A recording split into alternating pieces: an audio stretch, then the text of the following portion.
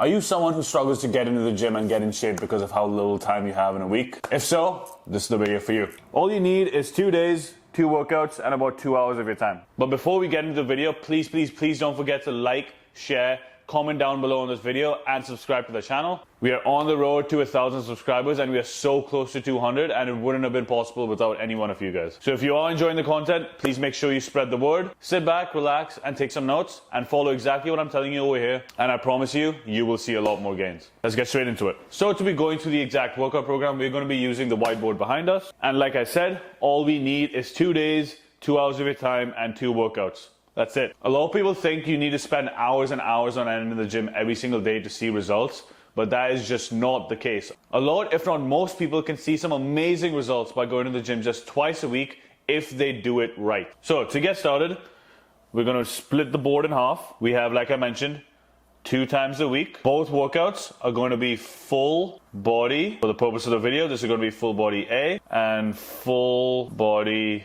B. Now this is very important.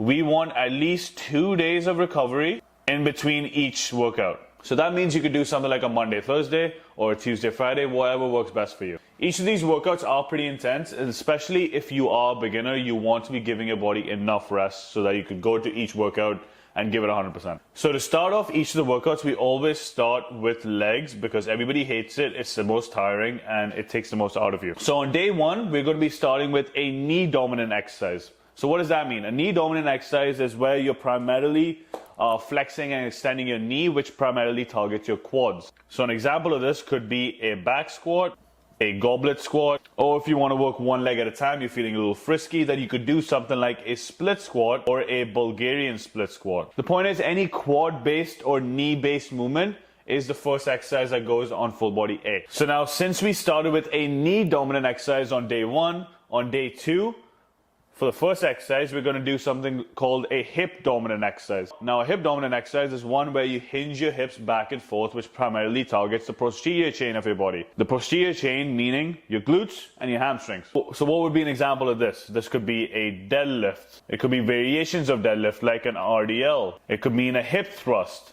And once again, if you want to work one leg at a time, you're feeling a little frisky, you could do a single leg hip thrust or a single leg RDL. Whatever it is, any movement that focuses on hinging your hips backwards like this and extending your hips forward, that is a hip-based leg movement. So this is exercise number 1 on each day. Now for exercise number 2, we're just going to flip these two. So if we did a knee-based movement on day 1, we're going to be doing a knee-based movement on day 2 as a second exercise. And if we did a hip-based movement on day 2 for the first exercise, we're going to be doing a hip-based movement on day 1 for the second exercise.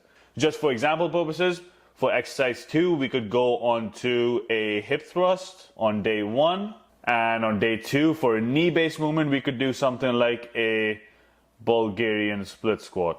Boom. Okay, so why do we do this?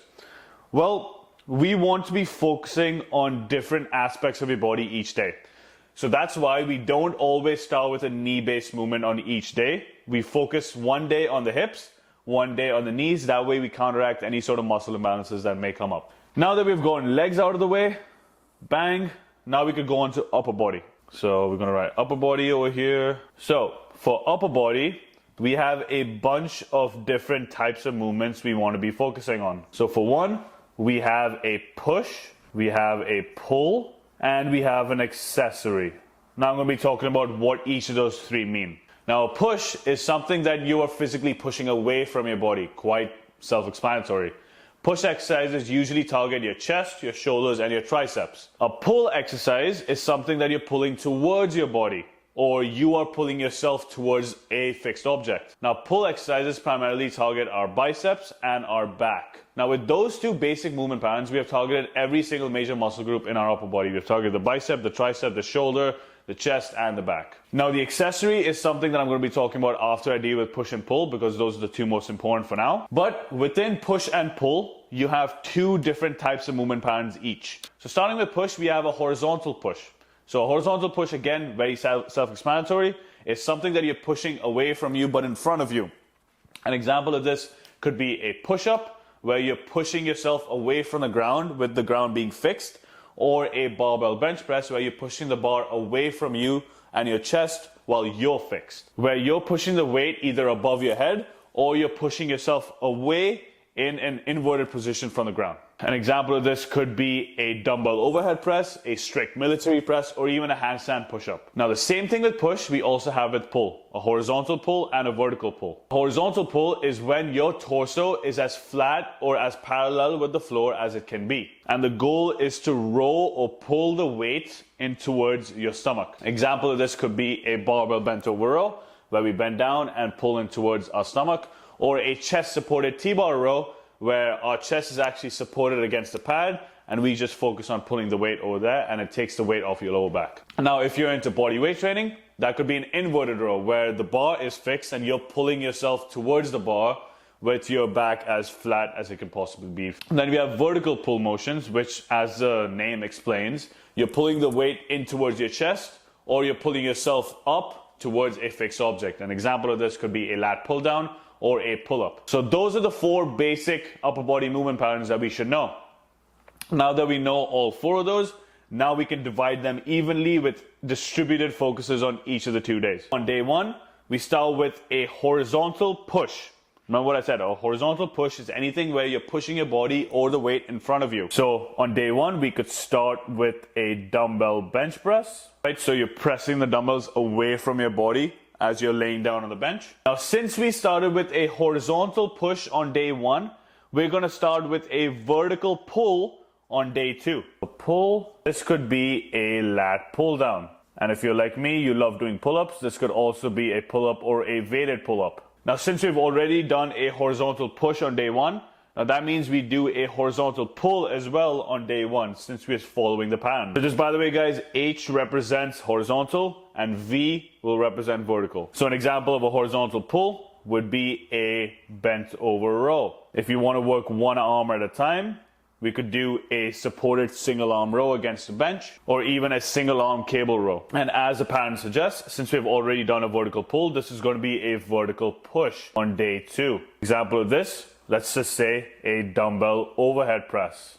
Okay, so we've covered the 4 basic upper body movement patterns, which is vertical push, vertical pull, horizontal push, and horizontal pull. Day 1 was a horizontal day, and day 2 was a vertical day. Really simple, right guys? And just by the way, you could feel free to mix and match the different types of exercises.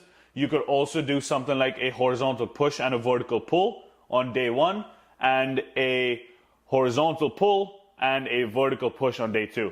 Doesn't really matter, you could switch it up. You can also switch up the exercise selection that I've given you. It doesn't need to be exactly what I've written down over here. I'm trying to give you a framework so that you can build a program based on your level. Because obviously all the exercises that I've listed down over here will depend on how experienced you are in the gym. If you're super experienced, you might want to be doing weighted pull-ups for your vertical pull. If you're not super experienced and you're just starting out, you might want to do machines for every single one of them. Doesn't really matter. Going based on the framework that I'm giving you is the most important. Now we're going on to exercise 5 for each day, and those are the accessories. So like I said, we're going to be talking about accessories now after I finish these 2 sets of exercises. So accessories is something that I like terming as a free-for-all or have a little bit of fun. It's an isolation movement where it varies from person to person depending on what muscle they want to grow. For example, if you're a guy, I would presume that you would want bigger shoulders and arms. That would mean, as an accessory, we would be doing some form of bicep curl, some form of tricep extension, or a lateral raise of some sort. If you're a girl, it wouldn't be uncommon if you would want a bigger bunda. So in case of a bigger bunda or like bigger thighs, so that you guys can actually have that hourglass physique, an example of an isolation accessory for those 2 areas could be the adductor abductor machine. You know, the ones where you sit down, where you open your legs on one side and then you close your legs on one side. That targets your abductors and your adductors.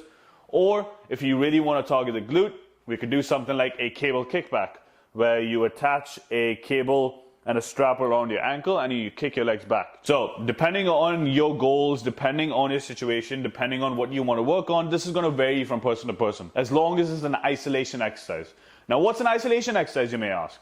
An isolation exercise is when you only use one joint. For example, if you're doing a bicep curl, you're only using your elbow joint. However, when you're doing a squat, you're coming down like this, you're using your hips and your knees. So that's a big movement. We don't want to be focusing on that as our accessories. An accessory is towards the end of the workout when you're already tired and we just want a little bit of an edge or a little bit of a stimulus towards a weaker area. So just for example purposes, I'm going to write on day 1, we're going to be doing a superset of arms. So something like a standard hammer curl or a bicep curl, and you superset that with a cable rope pushdown.